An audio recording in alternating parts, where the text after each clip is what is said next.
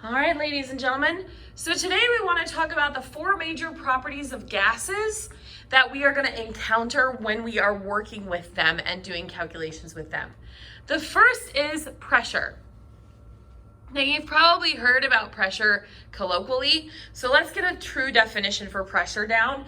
So we're talking about the scientific definition of pressure. Pressure is based on how many collisions the gas particles, are having with each other and the walls of the container. So when we take and we compress a gas into a small container, it has a high pressure because it's having lots of collisions with the walls of the container. If we take a gas and we release it into a much larger, more open area or open container, you're going to have fewer collisions and therefore a lower pressure. Okay, so pressure is all about collisions. The second property we need to talk about is the temperature. It is proportional to the amount of kinetic energy. So this gives us a really good idea of how fast the gas particles are moving. So the kinetic energy is actually how fast the gas particles are moving, but because temperature and kinetic energy are proportional, we can use the temperature to tell us how fast the gas particles are moving. So we will use that kind of interchangeably. The next thing is the volume. This is how much space there is between all the gas particles. Now, very clearly, in the kinetic molecular theory, the gas particles themselves, we say they don't have any volume. So when we talk about the volume of a gas, we're not talking about the volume of the particles, we're talking about the volume between all the particles. How much space are the gas particles taking up collectively with the space that's between them? Because the volume of the gas particles is insignificant compared to how much space is between them. And the last one is the number of moles, or the amount of gas. Okay, and that is how many particles of the gas are in the container, and we always measure that in moles. All right, so let's start with pressure. Pressure are collisions, lots of different ways to measure this. We measure pressure using a tool called a barometer. And unfortunately, there have been a lot of ways of doing this over time. Here in the United States, we use inches of mercury. So if you look up the atmospheric pressure on any given day on any given weather app, here in the United States, they're going to give it to you in inches of mercury. Across the pond, in pretty much every other country where they're on the metric system, they will use millimeters of mercury instead, which is same idea, different form of measurement. Another commonly used form of pressure measurement is torr, based off of the Italian scientist Torricelli. Then there's atmospheres. We use atmospheres very commonly. Then we have pascals and kilopascals. And then another one we commonly use here in the United States is PSI, which stands for pounds per square inch. Now, this one big giant equality gives you the ability to use and go between any of these pressure units. So if I have my pressure in millimeters of mercury and I want to go to PSI, I don't have to go through all of these. I know that 760 millimeters of mercury is equal to 14.7 PSI. All right, so let's go ahead and practice a couple examples of these conversions. Let's say that I went outside and I measured the barometric pressure and I found it to be 31.29 inches of mercury. And I want to know how many atmospheres this is. So this is where I would go to that equality that I gave you just now.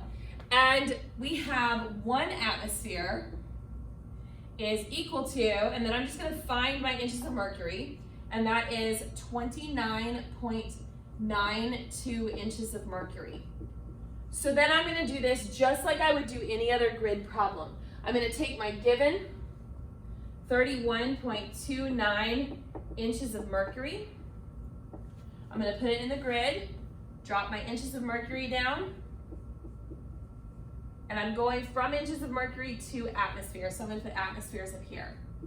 And then I'm going to use this equality to fill this in. So in the equality, I have a 1 next to atmospheres. In the equality, I have 29.92 next to inches of mercury. Okay, So inches of mercury will cancel, leaving us with atmospheres. So I'm going to take my 31.29 divided by 29.92. And that is going to get me 1.046 atmospheres. Remember to keep those sig figs the same. My number started with 4 sig figs. It should end with 4 sig figs. I can use this grid to do any conversion I want, any one of them. So let's say I wanted to take this answer and I wanted to take it to torr. Okay? So I could take that 1.046 atmospheres, drop the atmospheres down. We're going to torr. Grab the equalities that I just showed you. Next to torr, we have 760 torr for every 1 atmosphere. So this time, I'm going to take my 1.046 and I'm going to multiply it by 760. The atmospheres cancel, and this gives me 795.0 torr. And again, make sure you keep those sig figs the same. All right, so those are conversions of pressure.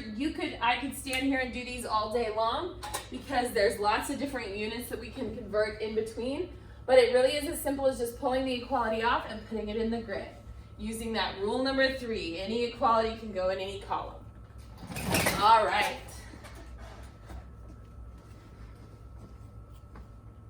Temperature. Remember, temperature is about how fast the particles are moving. Now, we have a different way of measuring temperature in chemistry. So what you are familiar with, what we use in the weather report, is a measuring scale called Fahrenheit. We are one of the only countries in the world that still uses it, and we literally never use it in science. The second scale we have, which is the scale that most of the rest of the world uses, is the Celsius scale. This is how most temperature measurements are taken with a thermometer that are measured. So when I measure with a thermometer or a temperature probe, typically my number is going to be given in Celsius. Most scientific thermometers are in Celsius. Now, specifically for the gas laws, we have a third temperature unit, and it is called the Kelvin scale. And it is based on the concept of absolute zero.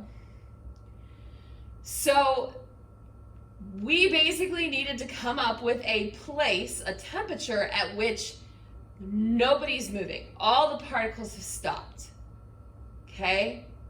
So basically we cool this and cool this and cool this and cool this and cool this, and eventually all the particles stop moving because they have no kinetic energy whatsoever. That is a temperature called absolute zero. Now we can't ever actually reach that temperature, but we've gotten very, very, very, very, very close. And some very strange things happen when we get close to absolute zero. So we are going to need the Kelvin scale for all of our calculations in the gas laws unit, okay? Which means that when we do an experiment, we're going to be measuring in Celsius, and then we have to convert to Kelvin before we can put our measurement into a calculation, because all of our calculations have to be in Kelvin or it doesn't work, okay? So just heads up.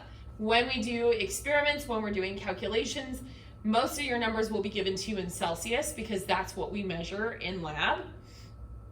You will have to convert them to Kelvin before you can put them into the equations. If you try to put the Celsius temperatures into the equations, your answers will come out wrong. All right, so going between Celsius and Kelvin. If your temperature is in Celsius and you need to get it into Kelvin, so we're doing a lab, we measure in Celsius, and now I need to do calculations, so I need to go to Kelvin. You add, oops, hang on, that number's wrong. You're gonna add 273.15. I don't know where that 2 came from. Hold on, let's get rid of that.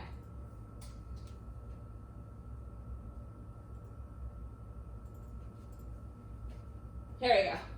273.15 to your temperature in Celsius. All right? So whatever your temperature in Celsius was, you add 273.15. If your temperature's in Kelvin and you need to go back to Celsius, because again, often we like to report temperature in the Celsius scale because that's what we measure in. So if we're going back to Celsius, you're simply going to subtract 273.15. All right, the abbreviation for Kelvin is a capital K. Unlike Celsius, Celsius is degrees Celsius. There's no degrees here. It's just Kelvin. It's just K. All right, so let's do a couple examples of conversions here. Let's say that I measured the temperature of the room and it came out to be 23 degrees Celsius. And I want to know what that is in Kelvin. So I'm going to do 23 degrees Celsius plus 273.15, and that's going to get me 296.15 Kelvin. Okay? Let's say I had 300 Kelvin, and I want to know what that is in degrees Celsius. So I would take my 300 Kelvin and I would subtract 273.15. That one I'm actually going to use a calculator. 3.15. Can't type. There we go. That's going to get us 26.85 degrees Celsius. So that one's a nice, easy conversion. No grid needed here because all we're doing is adding and subtracting.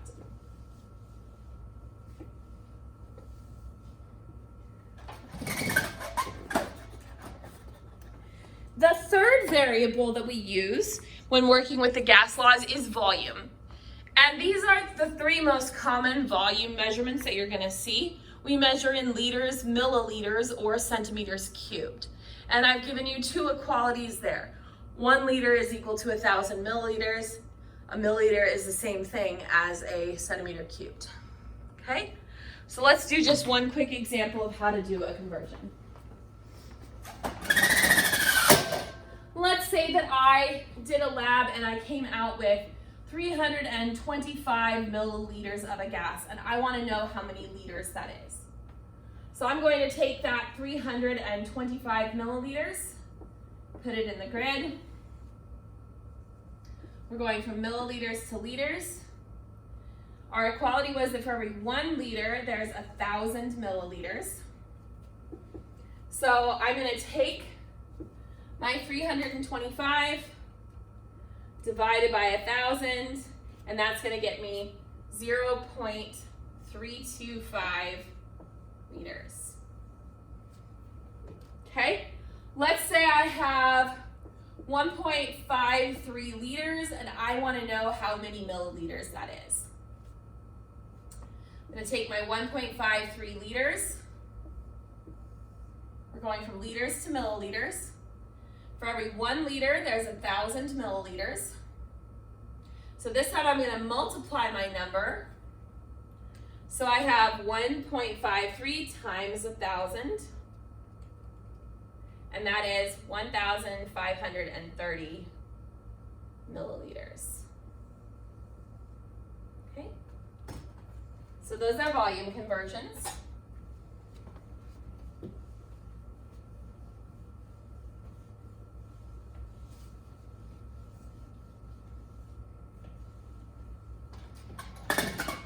The very last variable we need to mention is the amount of moles, or the number of moles.